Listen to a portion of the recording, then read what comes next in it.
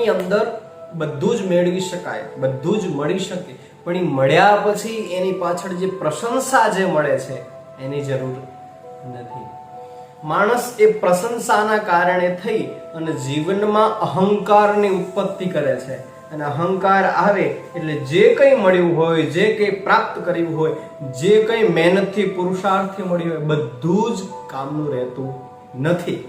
માટે જીવનમાં બધું જ મેળવી લો, પણ પ્રશંસા અને અહંકાર તમારા જીવનમાં આવવો જોઈએ નહીં. શા માટે? એની પાછળ એક પ્રસંગ છે. એક વખત અર્જુન અને કૃષ્ણ બંને જણા ચાલતા હતા.